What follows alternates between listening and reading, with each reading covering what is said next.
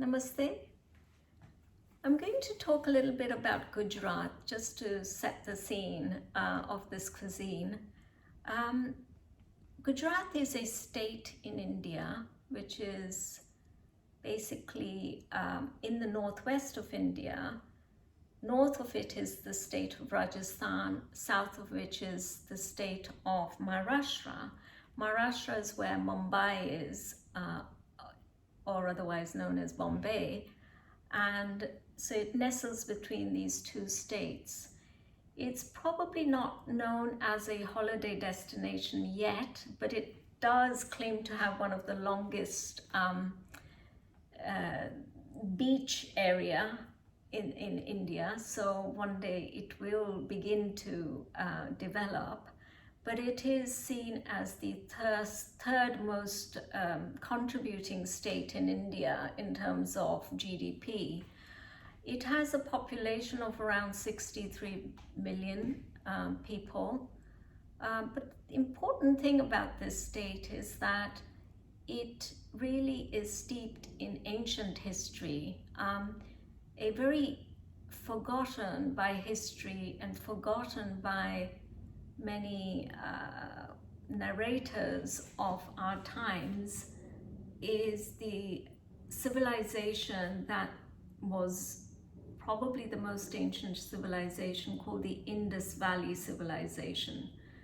So Gujarat is a center in a way of that civilization, and if you were to trace back in time, you will find some incredibly ancient history that is found there.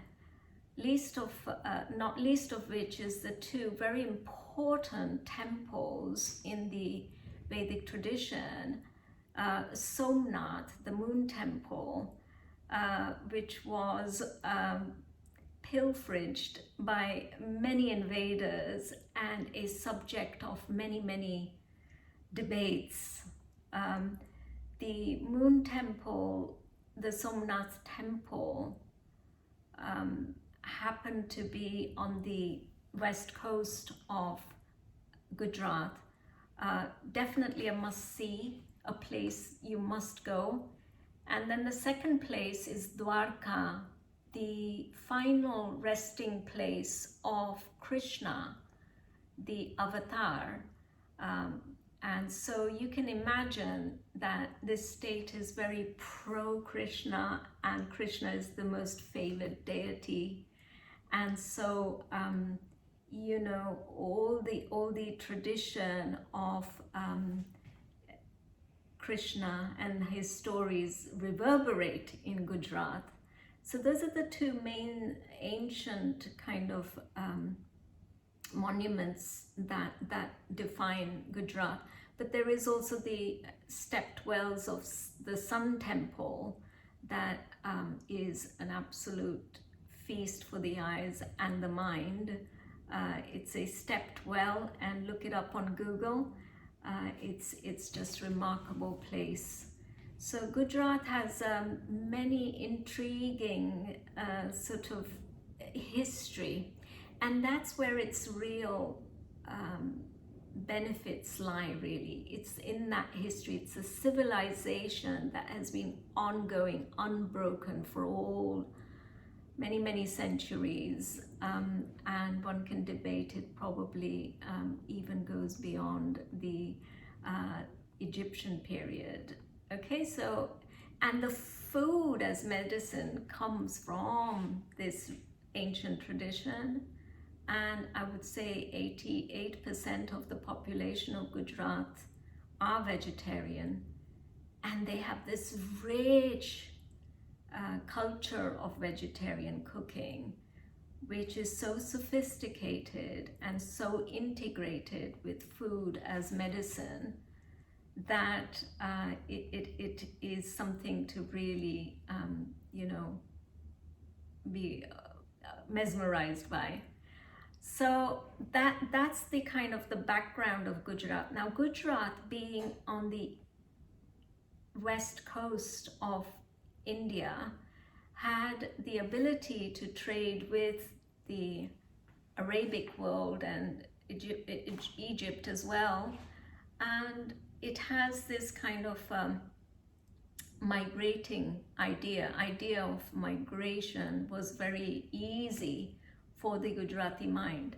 So if you see today, I'm the second generation migrator, migrated first from Gujarat to East Africa to help the British set up, the administration in East Africa, is how my forefathers moved.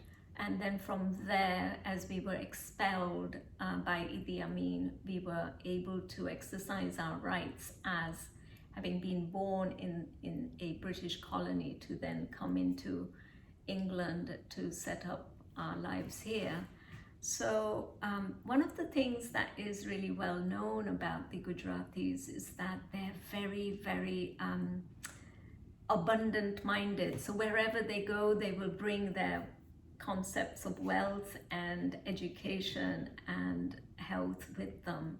So they are pioneering, they are able to set up shop wherever they go. And believe me, I've been to the remotest parts of Africa in my youth where, a family member had set up a shop, literally serving an entire huge geography of, tribes.